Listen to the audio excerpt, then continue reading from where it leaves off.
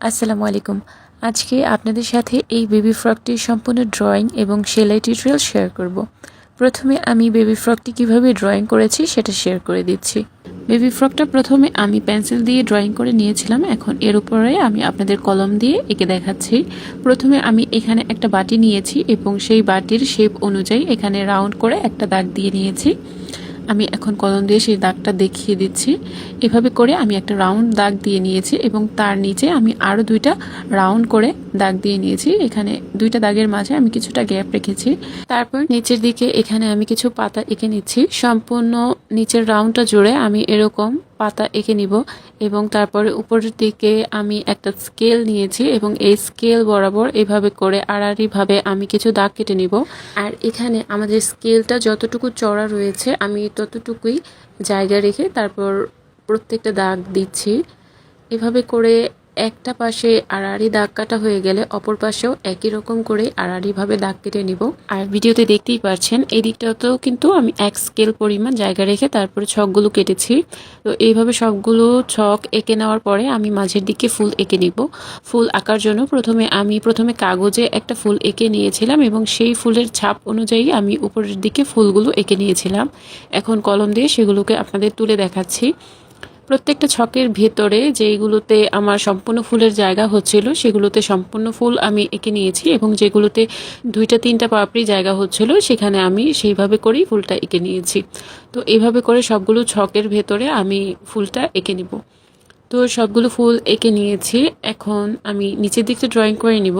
নিচের দিকে ড্রয়িং করার জন্য ওই যে কাগজে ফুলটা এঁকেছিলাম সেটাকে কাপড়ের নিচে বসিয়ে এইভাবে করে সেই ফুলের ছাপ অনুযায়ী আমি ফুলগুলো এঁকে নিয়েছি এবং একেবারে নিচে আমি একটা পার্ট দিব। এর জন্য এদিকে দুইটা লাইন এঁকে নিয়েছি এবং সেই লাইনের উপরে আবার কিছু পাতা দিয়ে নিয়েছি।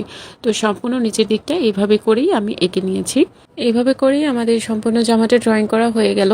আশা করছি আপনারা এই নিয়ম ফলো করে জামাটা ড্রয়িং করে নিতে পারবেন। এখন সেলাই করে নিব। এর জন্য উপরের দিকে আগে ফ্রেমটা লাগিয়ে নিয়েছি। এখন উপরে যে ছকগুলো আমি এঁকেছিলাম সেইখানে ব্যাক স্টিচ দিয়ে দিচ্ছি। ব্যাক স্টিচ দেওয়া খুবই সহজ। সামনের দিক থেকে সুইটাকে তুলে নিয়ে পেছনের দিকে সেলাই দিয়ে আবার সমান দূরত্বে সামনের দিকে তুলে নিতে হবে। তারপর আবার পেছনে সেলাই দিয়ে সমান দূরত্বে সামনের দিকে তুলে নিতে হবে। এইভাবে করেই ব্যাক স্টিচ করে নিতে হবে। আর ব্যাক স্টিচ এখানে আমি সবগুলো ছকেই করে নিব, সবগুলো লাইনে, এবং প্রথম রাউন্ড সেলাইটাতে আমি ব্যাক স্টিচ করে নিয়েছি। এখন ফুলটা সেলাই করে নিব। ফুলের মাঝের দিকে যে বৃত্তটা রয়েছে সেটাতেও আমি ব্যাক স্টিচ করে নিব, কিন্তু এইখানের যে সেলাইগুলো অর্থাৎ ফোরগুলো আমি খুবই ছোট ছোট করে দিব, যেহেতু ছোট একটা বৃত্ত এর জন্য ছোট ছোট করেই সেলাইগুলো দিয়ে নিতে হবে। এইভাবে করে ছোট ছোট ব্যাক স্টিচ দিয়ে মাঝের বৃত্তটাকে সেলাই করে নেওয়ার পরে আমি পাতাগুলো সেলাই করে নিয়েছি। পাতা বলতে ফুলের যে পাপড়িগুলো এঁকেছি সেইগুলো সেলাই করে নিয়েছি। পাপড়িগুলো সেলাই করার জন্য পাপড়ির মাথা থেকে সুইটাকে তুলে নিয়ে নিচের দিকে গেঁথে একবার বাম পাশ থেকে সুইটাকে তুলে নিতে হবে, তারপর আবার মাঝের দিকে গেঁথে তারপর ডান পাশ থেকে তুলে নিতে হবে। এভাবে করে মাঝখানের দিকে গেঁথে একবার ডান পাশ থেকে একবার বাম পাশ থেকে এভাবে করে সুতা তুলে নিতে হবে। এই পাতার মধ্যে যে সেলাইটা করলাম সেই সেলাইটার নাম হচ্ছে ফিশবোন স্টিচ।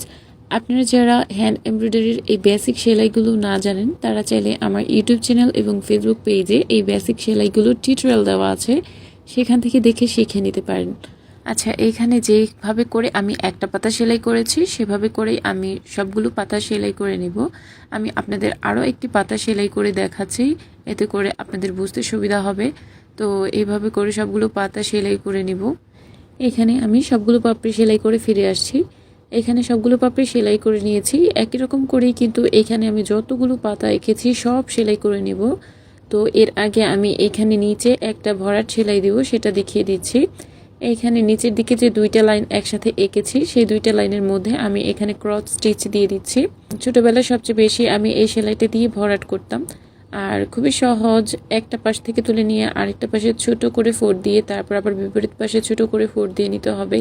এইভাবে করে ক্রস সেলাই করে নিতে হবে। আশা করছি ভিডিও দেখে বুঝতে পারছেন আমি কিভাবে সেলাই করছি।